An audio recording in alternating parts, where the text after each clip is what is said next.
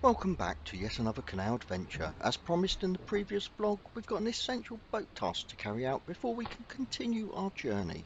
It's pump out time.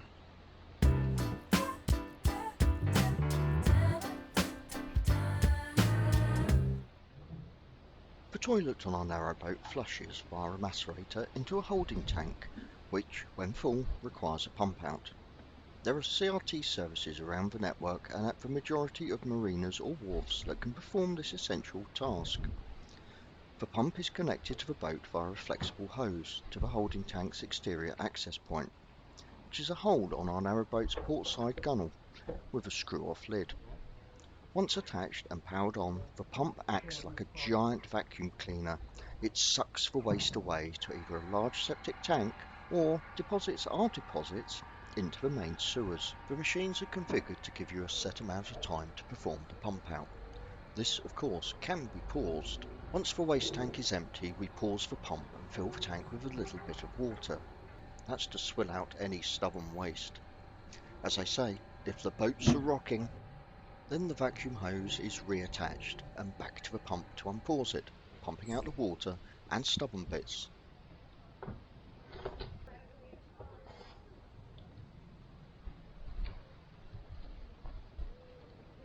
And there you go, job's a good 'un.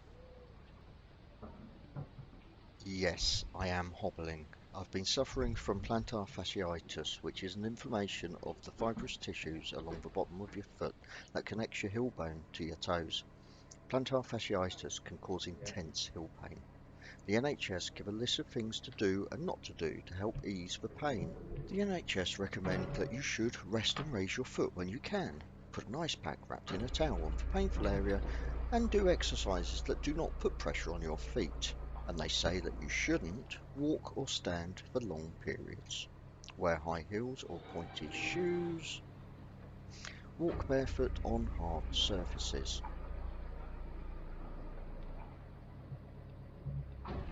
Are you still going on about that bloody foot? You've got another one, haven't you? And by the way, you're not going to be getting any sympathy from the viewers either. Anyway, we're now facing the wrong direction, so let's back her up and turn her around at the junction.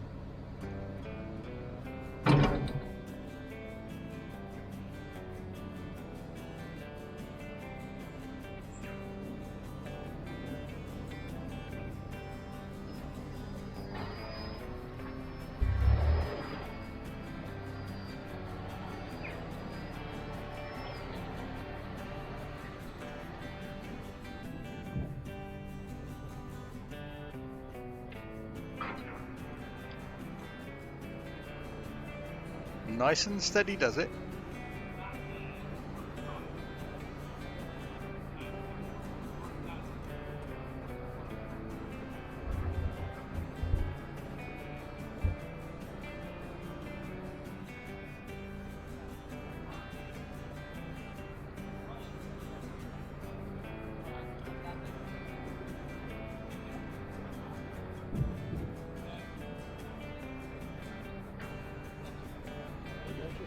Go, to me, I just seem to go a little bit because I just think there is like you think full lock, you can full lock too, but I just think you just catch the right amount.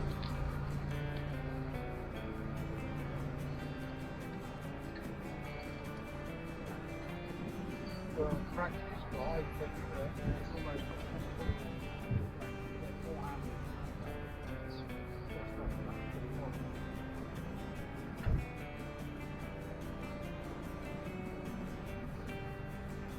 so how far is it? It's coming up this side.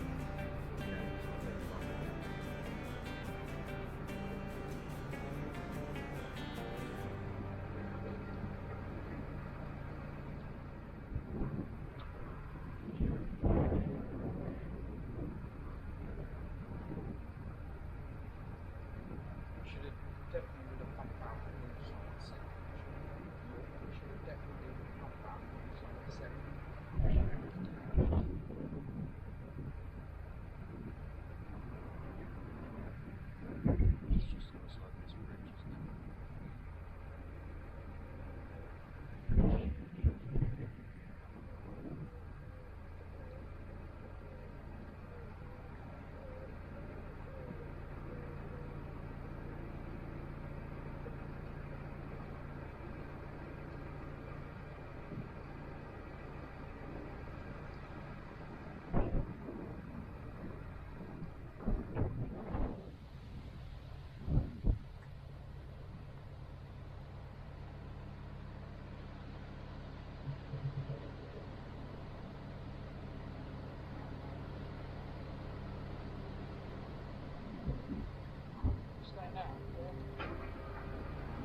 Sorry? You staying out? Just left you off. Yeah. It's raining again. As Mark has lost the use of his leg or foot or something, he's having to hang on to the tiller to prop himself up. Well, I'm on lock duty again.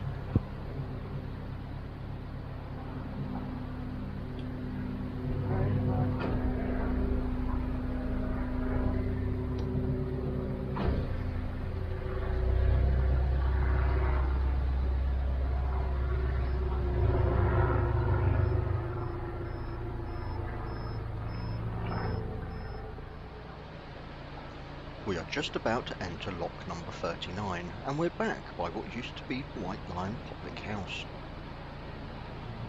You'll notice that the road bridge has a double arch, which would indicate that the canal company at one time had plans that the canal would have double locks along its route to improve barge throughput, but these double locks were never constructed.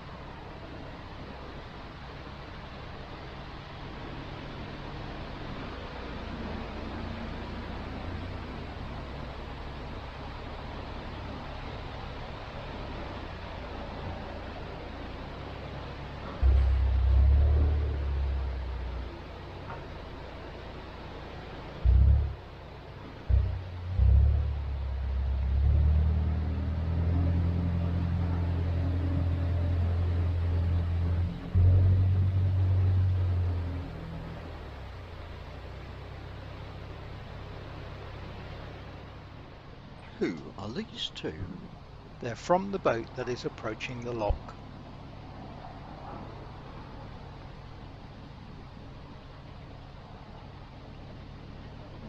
They help Paul open the lock gates.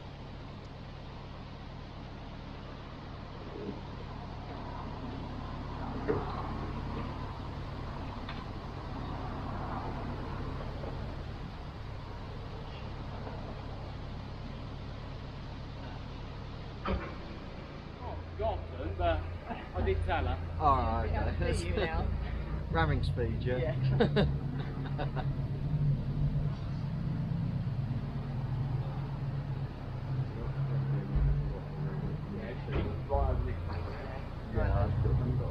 No, I know. There at the minute. As I leave the lock, I'm asked to keep as far right as I can. I'm pinned against the lock wall, so can't start to turn until I have fully left the lock.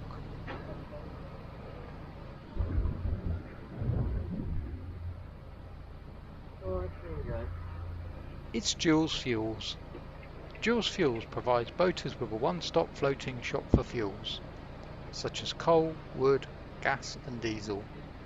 They travel this part of the Grand Union from their home wharf in Stoke Bruin up to Cow Roast and back.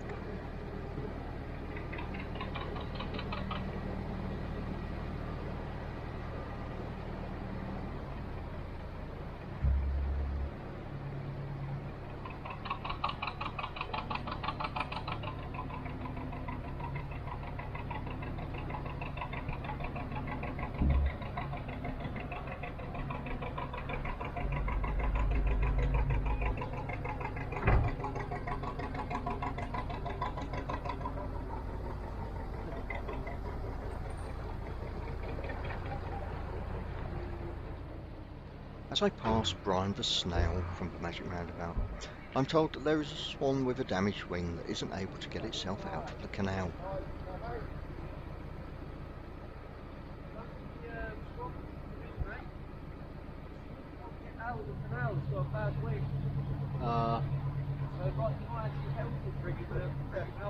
He's trying to get out to get back into the reservoir. He's the pair and the other one. Oh, okay. Have to... Where's it gone? Oh, jeez, it's gone in the lock. Fantastic. The swan enters the lock, but leaves once the boat is in there.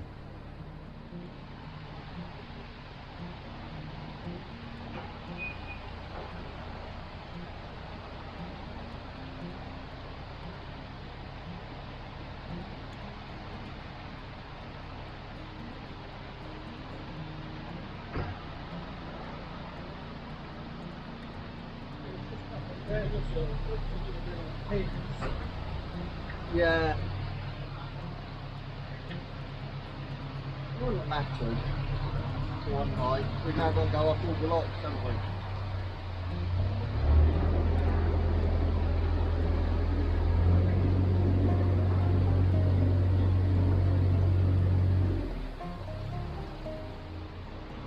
The fisherman that told me about the swan managed to get it into a fish landing net and hauled it onto the bank of the canal before releasing it again. The swan had a good shake of its feathers and then wandered off towards the reservoirs.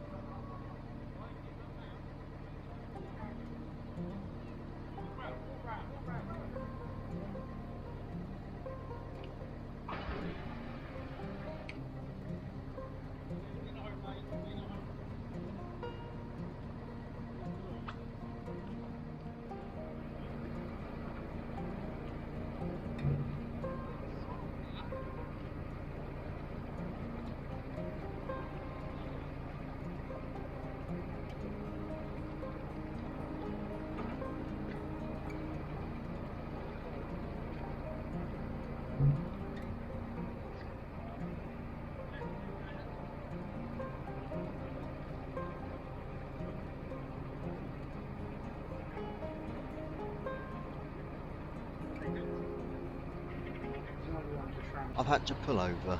As I came round the corner, I could see a couple of crew members from the boat above the lock, who had obviously seen me, because they turned their backs and ran back to the upper gate paddles, madly winding the gear to fill the lock.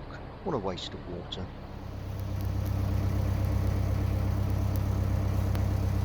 It might be raining a little bit.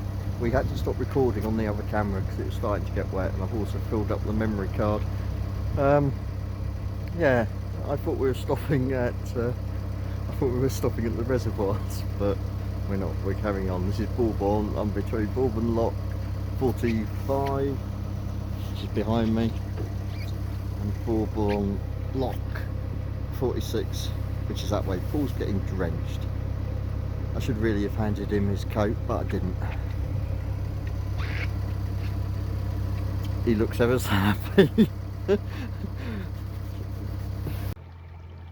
Next time, on yet another canal adventure, we will be cruising along the summit of the Grand Union Canal from the Grand Junction Arms at Bourbon all the way to Calroast.